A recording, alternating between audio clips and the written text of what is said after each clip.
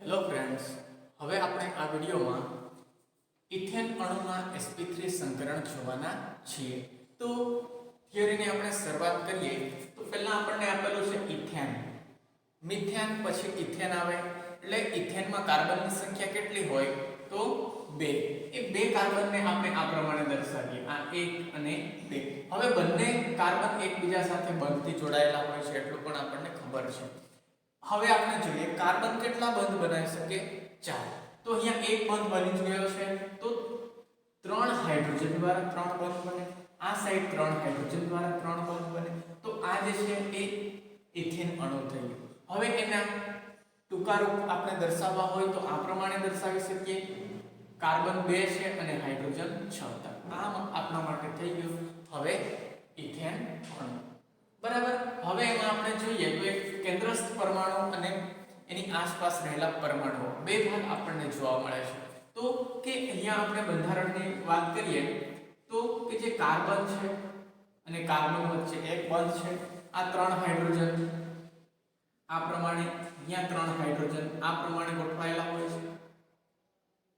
પહેલા આપણે બંધારણની વાત કરતા છે કે જેથી આપણને પાછળ થિયરી સારી રીતે સમજ પડી શકે. તો આ પ્રમાણે ઇથેન અણુ જે છે એ રહેલો હોય છે. હવે એમાં સંકરણ આપણે જોઈએ તો આ કાર્બન પર આપણે કયું સંકરણ થાય એ ચેક કરવાનું છે. બરાબર. તો આ કાર્બન માટે ઇલેક્ટ્રોન રચના શું થાય? પરમાણુ ક્રમાંક 6, પહેલી કક્ષામાં 2 ઇલેક્ટ્રોન, બીજી કક્ષામાં 4 ઇલેક્ટ્રોન. કક્ષક પ્રમાણે ઇલેક્ટ્રોન રચના લખીએ તો હિલિયમ 2s2 2p2. આ આપણને બેઝિક ખબર છે. હવે આગળ કઈ રીતે આવે તો કાર્બનની ભૂમિ અવસ્થા. કાર્બનની ભૂમિ અવસ્થામાં ઇલેક્ટ્રોન રચના હિલિયમ. હવે આ સાઈડ લખીએ 2s કક્ષક અને આ 2p કક્ષક. તો હવે આપણે ભૂમિ અવસ્થાની વાત કરીએ તો 2s કક્ષકમાં કેટલા ઇલેક્ટ્રોન છે કે 2 ઇલેક્ટ્રોન. આ પ્રમાણે આપણે દર્શાવીએ. 2p કક્ષકમાં 2 ઇલેક્ટ્રોન છે તો એ બંને ઇલેક્ટ્રોનને આપણે આ પ્રમાણે દર્શાવી શકીએ છીએ. બધી કક્ષક સંપૂર્ણ ભરાય પછી વધેલા ઇલેક્ટ્રોન હજુ આપણે અહીંયાથી લખવા પડે છે. બરાબર. તો આ પ્રમાણે અહીંયા આપણને આ ઇલેક્ટ્રોન રચના જોવા મળે. હવે બીજું સ્ટેપ, કાર્બનની ઉત્તેજિત અવસ્થામાં ઇલેક્ટ્રોન રચના. તો ઉત્તેજિત અવસ્થામાં ઇલેક્ટ્રોન રચના લખીએ તો હિલિયમ આ સાઈડ 2s કક્ષક અને 2p કક્ષક. હવે જોજો કે જે ઉત્તેજિત અવસ્થામાં ઇલેક્ટ્રોન રચના છે એમાં અહીંયા 2s માંથી એક ઇલેક્ટ્રોન નું ટ્રાન્સફર અથવા સ્થાનાંતર આ 2p કક્ષકમાં થાય છે. અને હવે જો આપણે ઇલેક્ટ્રોન રચના લખવી હોય તો અહીંયા એક જ ઇલેક્ટ્રોન, આ 2 ઇલેક્ટ્રોનમાં કોઈ ફેરફાર થતો નથી. આ એક ઇલેક્ટ્રોનનું સ્થાનાંતર આ કક્ષકમાં થાય છે તો એને આપણે આ પ્રમાણે દર્શાવી શકીએ છીએ. તો હવે જોજો અહીંયા કાર્બન સાથે હજુ હાઇડ્રોજન જોડાયા નથી, પણ જ્યારે કાર્બન સાથે હાઇડ્રોજન જોડાય છે ત્યારે એ હાઇડ્રોજનના ઇલેક્ટ્રોન જે છે એ આ કાર્બનની પરમાણુકીય કક્ષક, બરાબર, એમાં રહેલા ઇલેક્ટ્રોન સાથે બંધ બનાવે છે. તો અહીંયાનું જે સ્ટેપ છે એમાં હાઇડ્રોજનની પરમાણુકીય કક્ષક અને કાર્બનની પરમાણુકીય કક્ષક વચ્ચે સંમિશ્રણ થતું હોય છે. તો હવે જે આપણે વાત કરવાના છે એમાં કે જ્યારે C2H6 અણુ બને ત્યારે હવે આ હિલિયમમાં કોઈ ફેરફાર થતો નથી. આપણે આ કાર્બનની વાત કરતા છે. બરાબર. તો કે જે અહીંયા આપણે ઉત્તેજિત અવસ્થામાં ઇલેક્ટ્રોન રચના લખીએ છીએ તો એ ઇલેક્ટ્રોન રચનામાં જે આપણને ચારે ચાર કક્ષક જે છે એ અપૂર્ણ જોવા મળે છે કે બધામાં એક જ ઇલેક્ટ્રોન છે અને આપણને ખબર છે એક કક્ષકમાં 2 ઇલેક્ટ્રોન સમાઈ શકે છે. તો હવે જોજો કે જે 2s કક્ષક છે, બરાબર, એ કાર્બનની 2s કક્ષક એ હાઇડ્રોજનની 1s કક્ષકમાં રહેલા એક ઇલેક્ટ્રોન છે. બરાબર. એટલે કે હાઇડ્રોજનની 1s કક્ષક થવાની એની સાથે શું બનાવે છે? એક સંકર કક્ષક બનાવે છે. કે આ પરમાણુકીય કક્ષક અને આ પરમાણુકીય કક્ષક, પરમાણુકીય કક્ષકનું સંમિશ્રણ થાય ત્યારે સંકર કક્ષક બને છે. એ પણ આપણે આગળ સંકરણના ટોપિકમાં જોયું હતું. તો હવે આ ઇલેક્ટ્રોનને જો દર્શાવવો હોય આ પ્રમાણે દર્શાવી શકાય છે. અહીંયા આપણે જોઈએ છીએ કે 2px 2py અને 2pz કક્ષક આવેલી હોય છે. હવે જોજો તો અહીંયા આપણે લખીએ કે 2px 2py અને 2pz 2px 2py અને 2pz કક્ષક. તો એમાંથી કે જે 2pz કક્ષક માટે આપણે જોયું હતું કે જે ફક્ત સિગ્મા બંધ જ બનાવે છે અને અહીંયા જે કાર્બન કાર્બન વચ્ચે બંધ બનેલો છે એ સિગ્મા બંધ છે.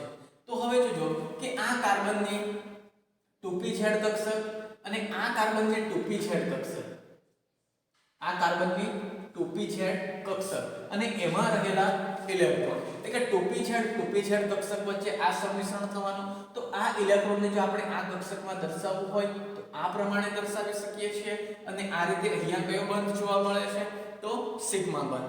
હવે બાકીની બે કક્ષક હજુ ખાલી છે તો એમાં હાઇડ્રોજનની 1s કક્ષકનો ઇલેક્ટ્રોન અને બીજી કક્ષકમાં હાઇડ્રોજનની 1s કક્ષકનો ઇલેક્ટ્રોન, એમની વચ્ચે આ કાર્બનની 2px અને 2py કક્ષક સાથે સંમિશ્રણ જોવા મળે છે. તો અહીંયા જે ઇલેક્ટ્રોનને આપણે દર્શાવવો હોય તો આ પ્રમાણે દર્શાવી શકીએ છીએ. તો આ પ્રમાણે અહીંયા આપણે જોઈએ કે 1 2 3 અને 4 સંકર કક્ષકો બને છે અને એ 4 સંકર કક્ષકો કઈ રીતે બને છે તો એમાં એક S પ્રકારની અને 3 P પ્રકારની પરમાણુય કક્ષકો જે છે એમના દ્વારા આ સંમિશ્રણ થાય છે અને એ સંકરણને આપણે શું કહીએ છીએ તો કે sp3 સંકરણ કહીએ છીએ. તો હજુ આપણે આ એક અણુની વાત અહીંયા કરીએ કે અણુ કઈ રીતે બને છે.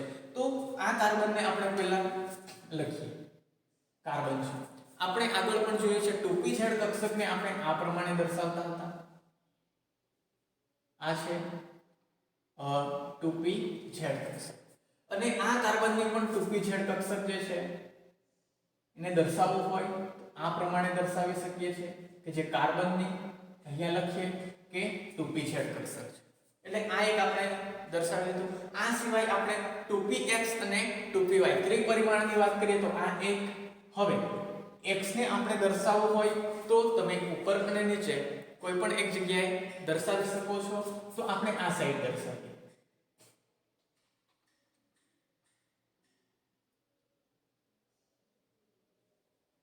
આ રીતે કે જે હવે થઈ 2px કક્ષક.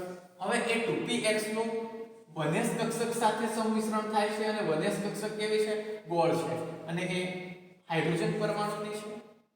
2px દર્શાવી દે તો હવે 2py કક્ષકને દર્શાવવું હોય તો આ પ્રમાણે દર્શાવી શકીએ છીએ. આ પ્રમાણે અને એ 2py કક્ષકનું 1s કક્ષક સાથે સંમિશ્રણ થાય છે. 2py કક્ષક અને અહીંયા 1s કક્ષક એ પણ હાઇડ્રોજન.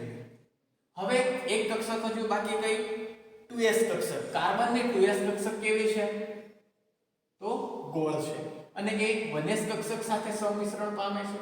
એટલે આ સાઈડ આપણે 2s કક્ષક લખીએ અને આ સાઈડ 1s કક્ષક અને એ પણ આ હાઇડ્રોજન.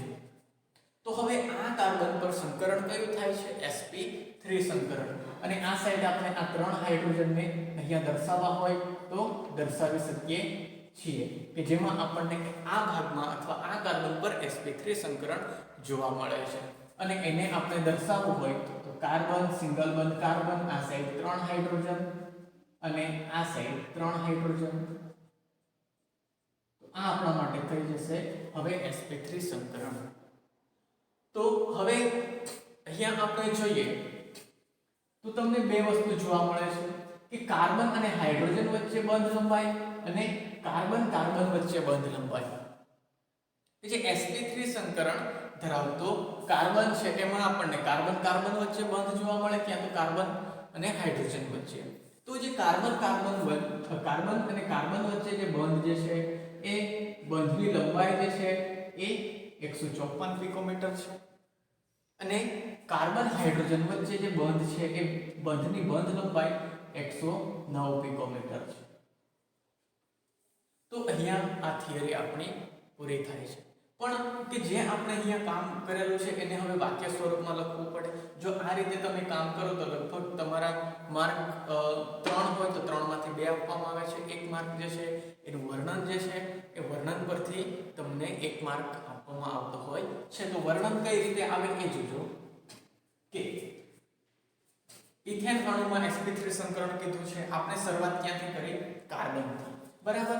તો કે કાર્બનની ભૂમિ અવસ્થામાં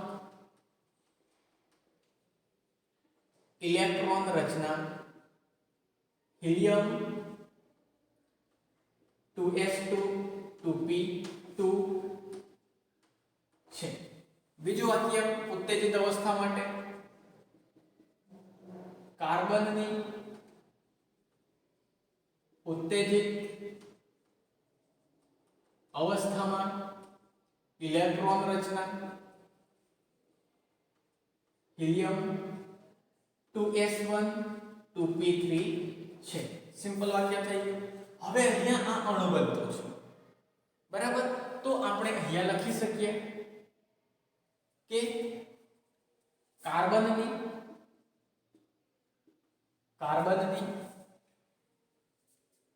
એક s અને 3 p કક્ષકો દ્વારા સંમિશ્રણ થઈ કુલ 4 સંકર કક્ષકો બને છે. તેને sp3 સંકરણ કહે છે. બાકી આપણે સિમ્પલ લખેલું છે. એમાં તમે વધારાનું એડ કરવાના હોય તો કરી શકો. શું? તો કે કુલ 4 સંકર કક્ષકો બને છે. બરાબર. તેમના આકાર અને ઊર્જા સમાન હોય છે. તેને sp3 સંકરણ કહે છે. એ રીતે તમારે એડ કરવાનું હોય તો કરી શકો છો. તો આ રીતે આપણને આ sp3 સંકરણ આ ઇથેન અણુમાં જોવા મળે છે. હવે આ ઇથેન અણુમાં આપણને બીજી માહિતી મળી કે તેમાં કાર્બન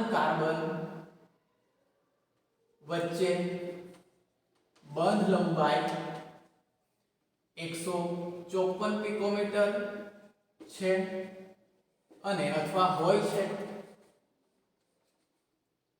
પિકોમીટર હોય છે અને કાર્બન હાઇડ્રોજન વચ્ચે બંધ લંબાઈ 109 પિકોમીટર હોય છે.